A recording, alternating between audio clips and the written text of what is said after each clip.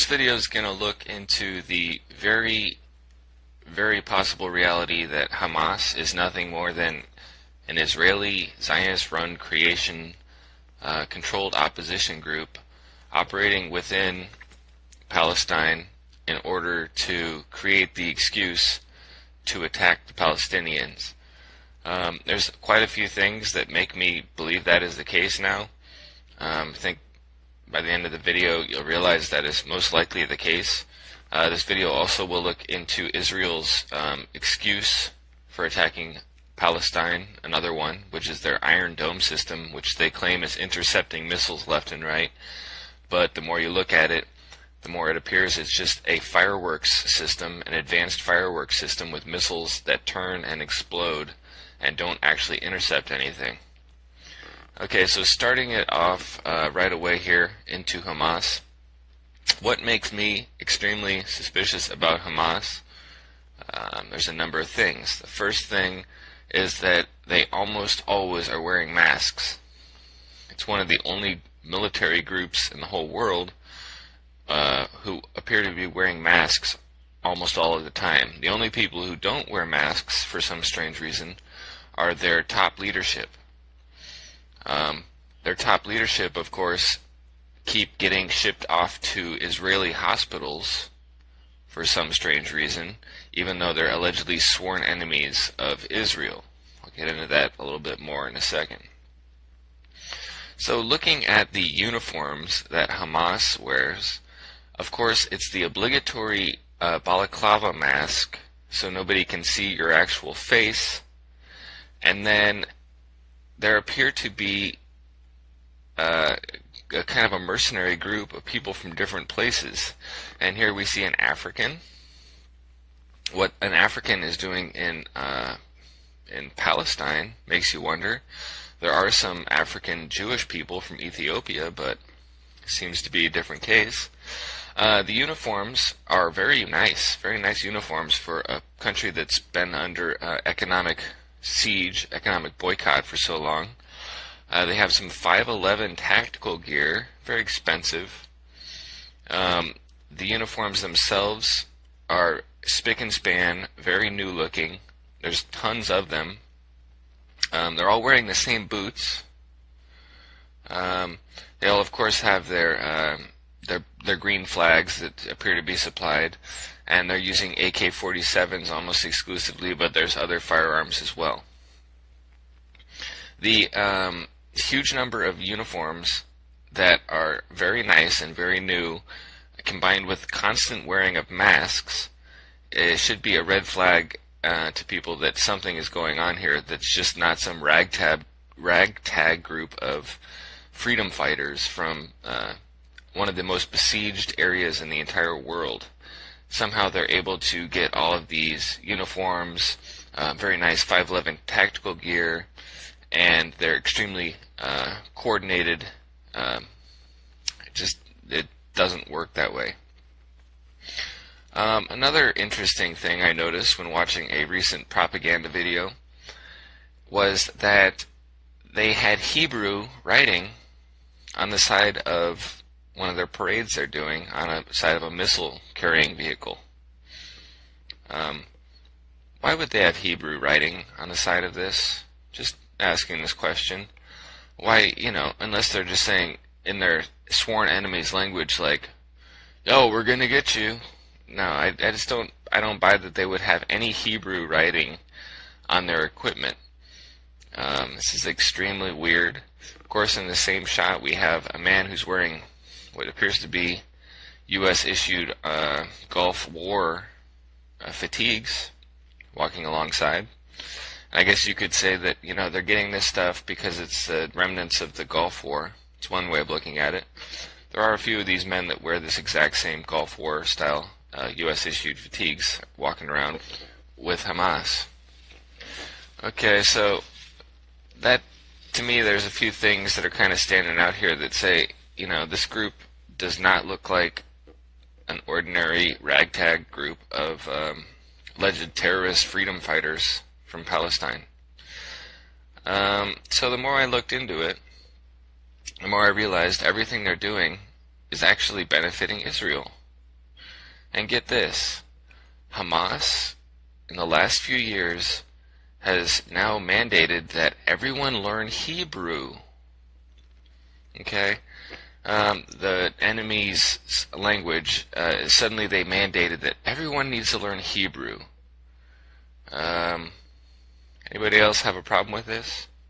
This is just Israel asserting their authority and dominance over this group of people and forcing them to learn their language. Hamas is run by Israel, so it's no surprise that they would have everybody learning Hebrew. You can't just say it's because we want to know our enemy's language so we can destroy them better. No, you just have a few people learn the language. In that case, you wouldn't have everybody learning Hebrew. And then we look into the relatives of the one of the top Hamas people, and he's had his sister go to Israel for cancer treatment, and his brother went to Israel for heart surgery. A daughter of the leader of Hamas in Gaza was admitted to an Israeli hospital for emergency medical treatment this month after she suffered complications from a routine procedure.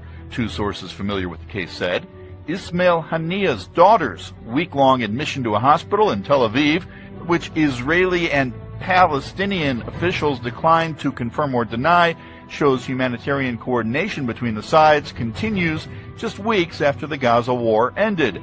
Hania, who has 13 children, is the leader of the Islamist group in Gaza and one of its most senior figures overall, serving as a deputy to Khalid Mashal, who lives in exile.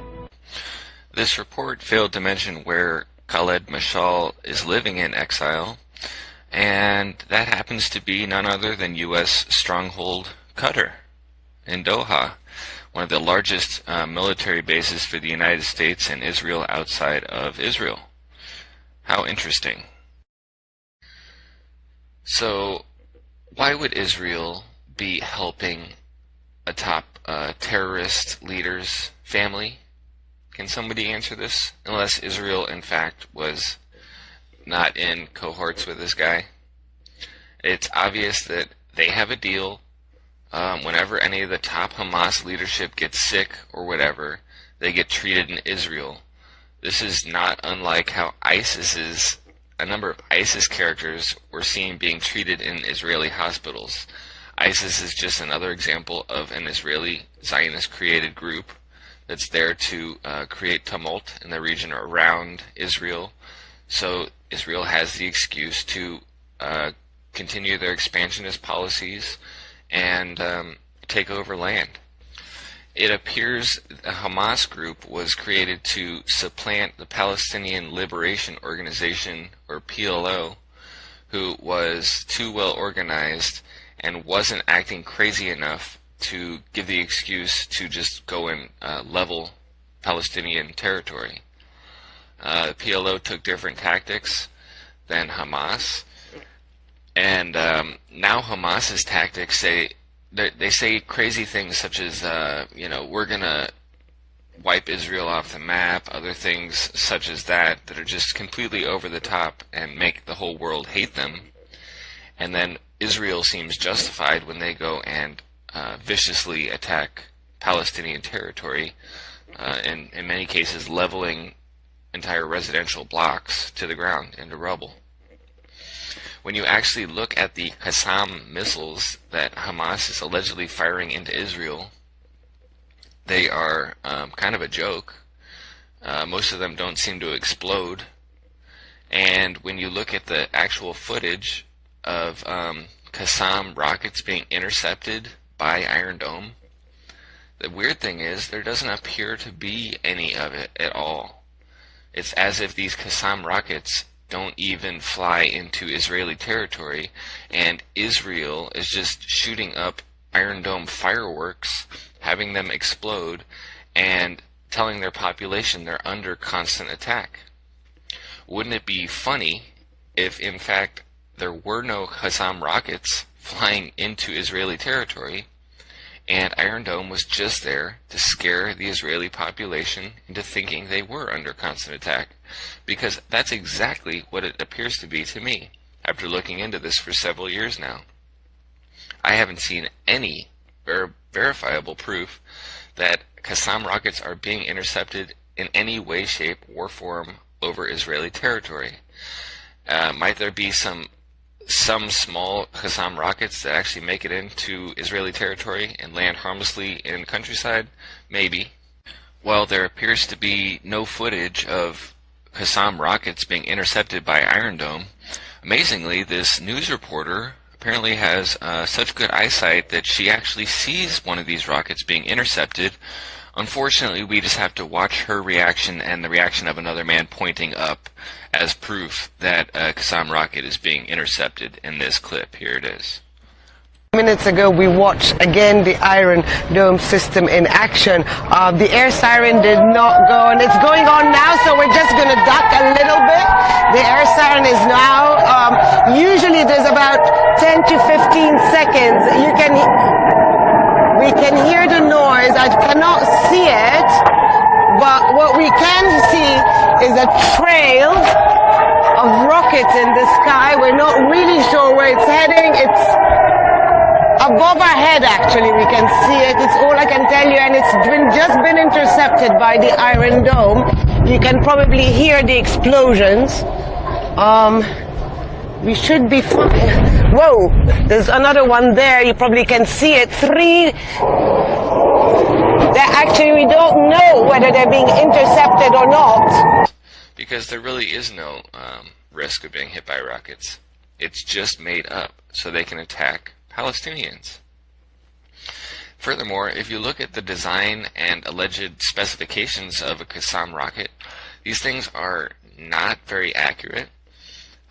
They just kind of, supposedly, they burn up their fuel source and just float into Israel, which makes them allegedly invisible, without having superheated metal that would glow after the fact, or any sort of smoke still emanating out of the back of the rocket from the depleted fuel source. They just turn invisible, essentially. And the interesting thing is, after flying however many miles, these crude rockets somehow stay clustered in such a manner that when Iron Dome is intercepting them, all the Iron Dome ordnance explode in a very confined spot that would indicate that Qassam rockets were in fact focused very well and were not as spread out or haphazard as we are told they are. But of course, that's what they are. Qassam rockets are supposed to be essentially a bottle rocket with a big warhead on it that explodes.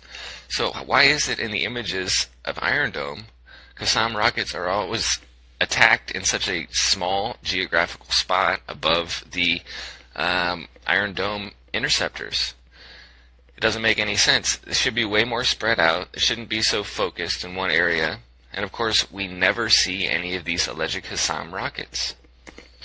So then we take a look into who the leadership of Hamas is made up of. Who are these people?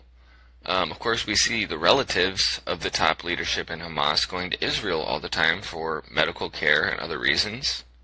But then we find out that the son of the main top Hamas leader turned out to be one of the top Israeli spies in the entire world.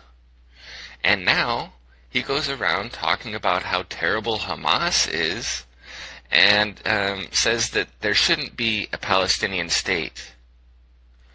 Okay, a top Israeli spy saying that there shouldn't be any Palestinian state, Hamas is a terrible group, and Israel is justified in attacking Palestine. In fact, I'm afraid that the Palestinian state will bring destruction to the Palestinian people and will cause them more sufferings. I'm afraid a Palestinian state will bring destruction to the Palestinian people. Does this sound like somebody who is involved in Hamas, or does this sound like an Israeli? Somebody who's completely pro-Israel, because he is an Israeli spy and his dad runs Hamas, just like all these other sketchy characters around Hamas who constantly get shipped off to Israel. He sounds like a top IDF general more than he sounds like a Palestinian.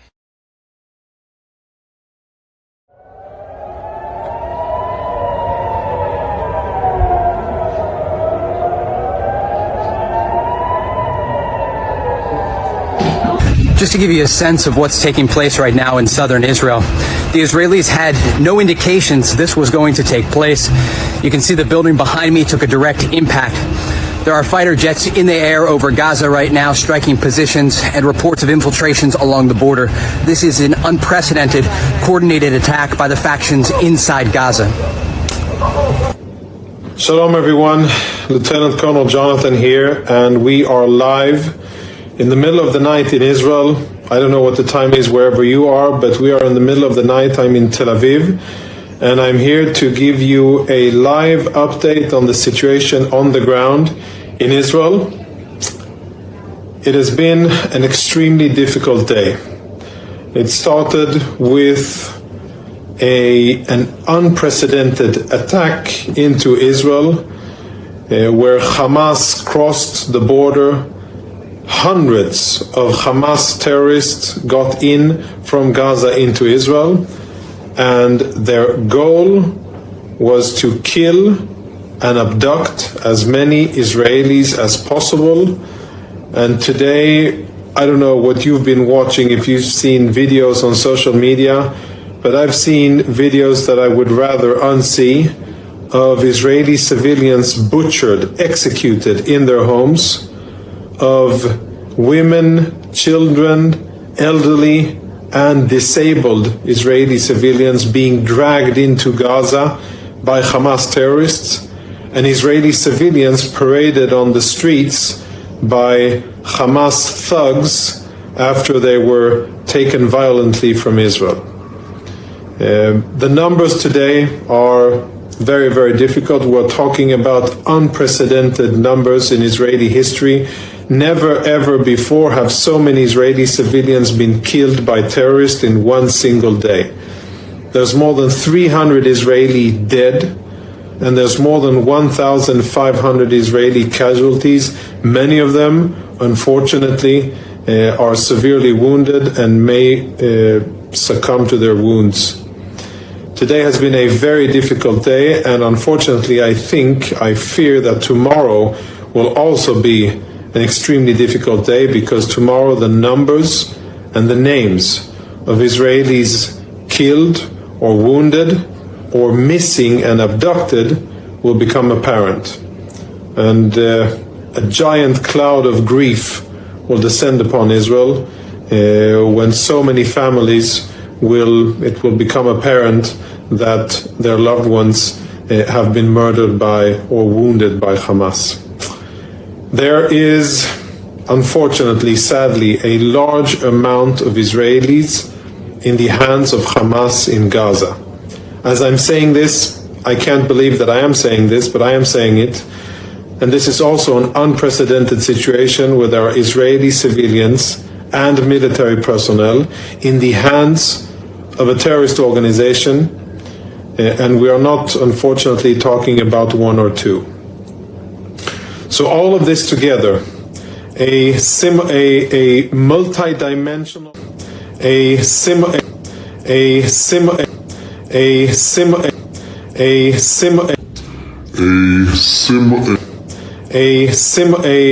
multi-dimensional attack. Pathetic, man of your intelligence.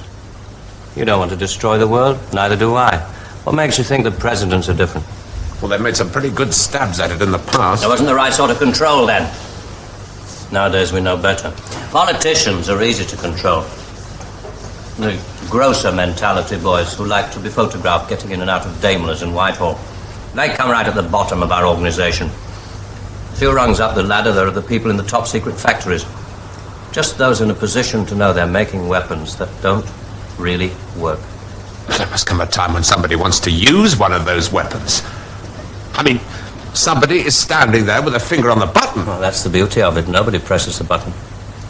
We control all the crises. We build them up and we shut them down. It's my network of widows that help me control the scales of power. One command, the oil and stock markets crumble. One command, and a quarter of the planet will starve. My widows can start and end wars. They can make and break kings.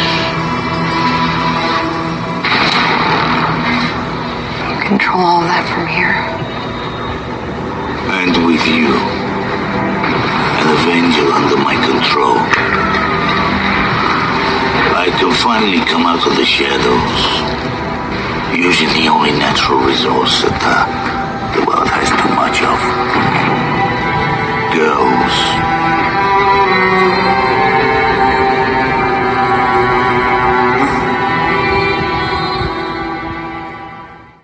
We.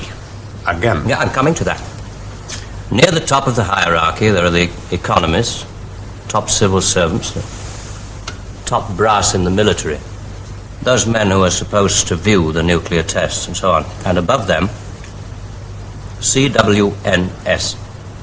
Right at the top. Classified World News Service. Just who the hell are you? So all of this together, a multi-dimensional attack from Gaza into Israel with hundreds of Palestinian terrorists that participated in the attack, with extremely difficult results on the ground. And I almost forgot that in the midst of everything, more than 3,000 rockets have also been fired at Israel today.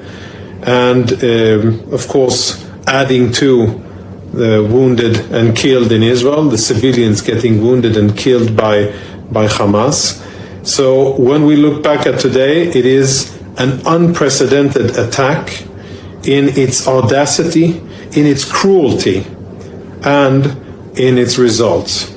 And since it's an unprecedented attack against Israel, then our response as the IDF will be unprecedented in scope and severity. And we will start to make Hamas pay a price that it has never paid before, because the audacity and the cruelty of their attack against Israel and against Israeli civilians is something that we won't let go unpunished. The videos that Hamas has posted today can only be compared to the barbaric images that ISIS, Daesh, another crazy medieval jihadi outfit of terrorists active a few years ago in the Middle East. You may remember them, ISIS, Daesh. They used to behead people or torch them alive or send gruesome videos of captives and people getting killed. That's exactly what we are facing today. And the cruelty that our civilians and unfortunately soldiers have faced today is similar to that level of lack of humanity that Hamas is displaying. But they will be punished for it.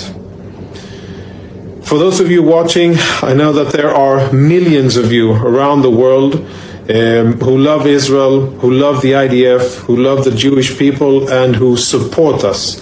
And we see that on our official accounts, we see it on social media, we get the messages, we feel the love, and we feel your genuine support for us, for the brave men and women in the security forces who are fighting as we speak, defending Israel. And I can assure you that it is extremely important for us, and I ask you to keep on doing it. Keep on posting, keep active, push back against slander, lies, and half-truths about Israel. And we're just in the first day of this war, and already people are trying to blame it on Israel.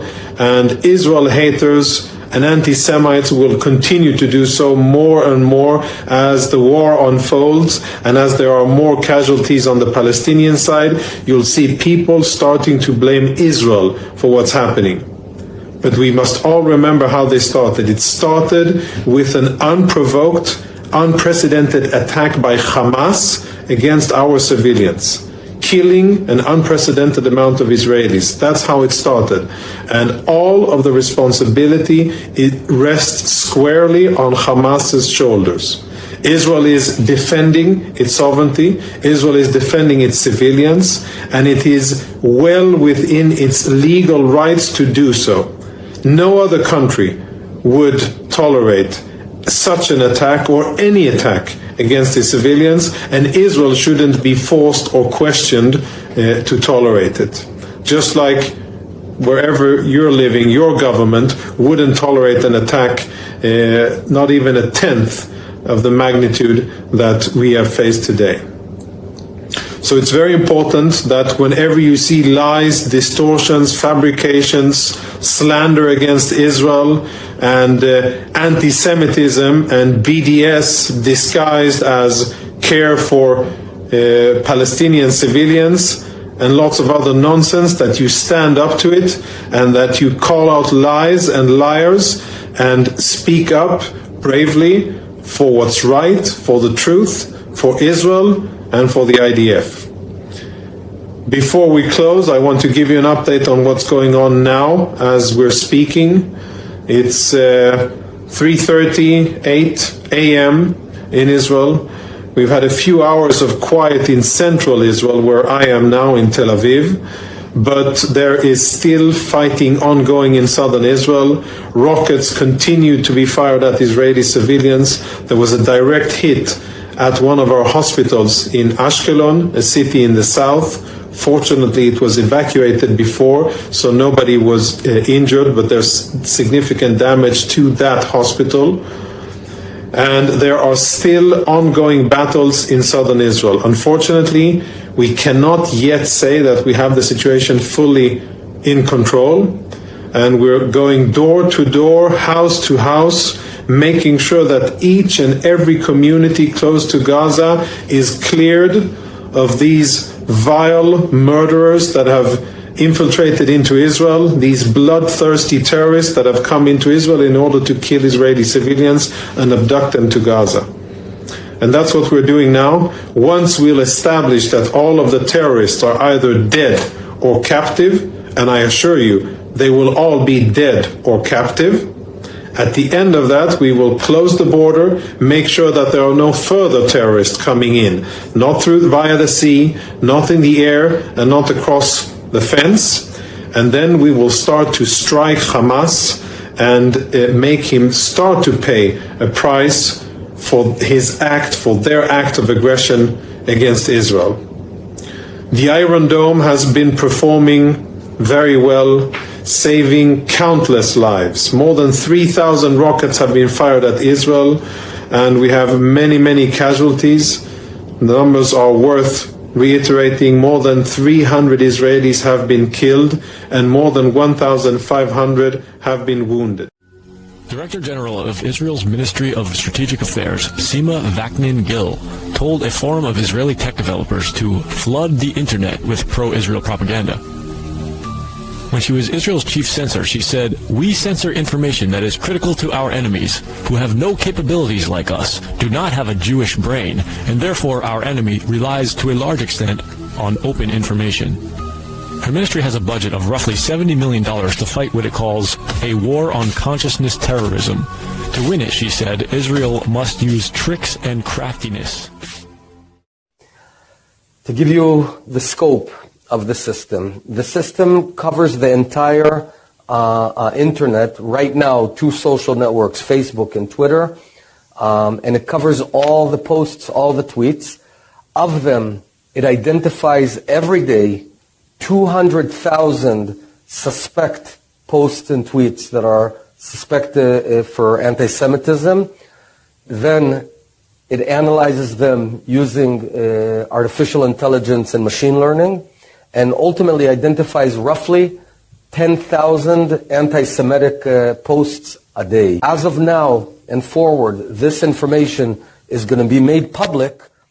It in itself will be a great deterrent to anti-Semitism. Suddenly we'll know which city is the most anti-Semite city in terms of internet activity. We'll know who are the 10 top anti-Semitic tweets and Twitters.